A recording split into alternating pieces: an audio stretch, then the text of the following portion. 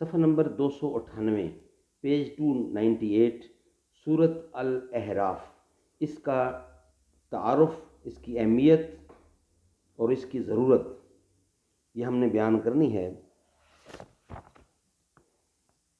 توضیح القرآن آسان ترجمہ قرآن، توضیح القرآن آسان ترجمہ قرآن، تشریحات کے ساتھ، از مفتی تقی عثمانی۔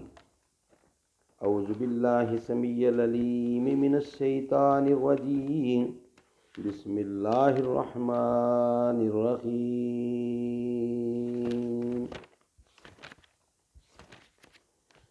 الحمد للہ رب العالمین، والصلاة والسلام علی سیدنا و مولانا محمد خاتم النبیین وعلی آلہ واصحابہ اجمعین وعلی من تبعہم بإحسان الی یوم الدین۔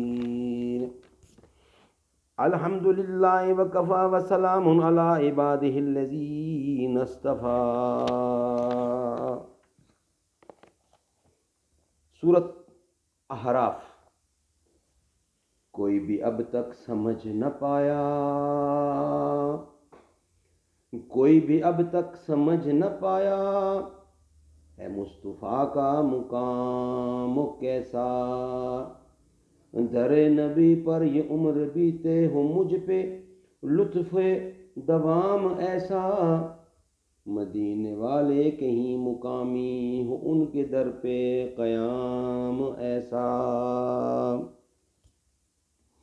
سورۃ احراف پارہ 8واں ولو اننا، اس کی ابتدا میں ہے، یعنی پارہ جو ہے 8واں، اور احراف سورت کا نمبر ہے سیریل کے حساب سے 7واں، یعنی 7۔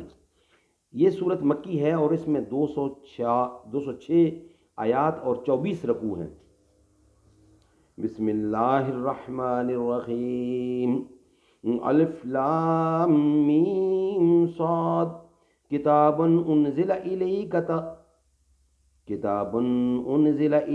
فلا یکن فی صدرک حرج منہ لتنذر بہ وذکری للمؤمنین۔ اے پیغمبر، یہ کتاب ہے جو تم پر اس لیے اتاری گئی ہے کہ تم اس کے ذریعے لوگوں کو ہوشیار کرو، یعنی اس کی وجہ سے تمہارے دل میں کوئی پریشانی نہ ہونی چاہیے، اور مومنوں کے لیے یہ ایک نصیحت کا پیغام ہے۔ سورۃ احراف، اس کا انٹروڈکشن۔ یہ سورت بھی مکی ہے۔ اس کا بنیادی موضوع حضرت صلی اللہ علیہ وسلم کی رسالت اور آخرت کو ثابت کرنا ہے۔ اس کے ساتھ توحید کے دلائل بھی بیان ہوئے ہیں، اور متعدد انبیاء کرام علیہ السلام کے واقعات بھی تفصیل کے ساتھ بیان ہوئے ہیں۔ خاص طور پر حضرت موسیٰ علیہ السلام کے کوہ طور پر تشریف لے جانے کا واقعہ سب سے زیادہ مفصل طریقے پر اسی صورت میں آیا ہے۔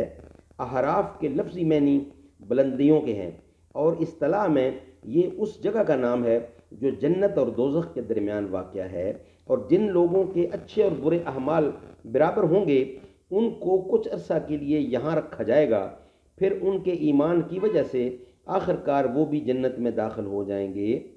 چونکہ اسی صورت میں احراف اور اس میں رکھے جانے والوں کا بیان تفصیل سے آیا ہے، اس لیے اس کا نام سورہ احراف رکھا گیا ہے۔ اللہ کی ذات ہمیں عمل کرنے کی توفیق عطا فرمائے۔ صدق اللہ العلی العظیم۔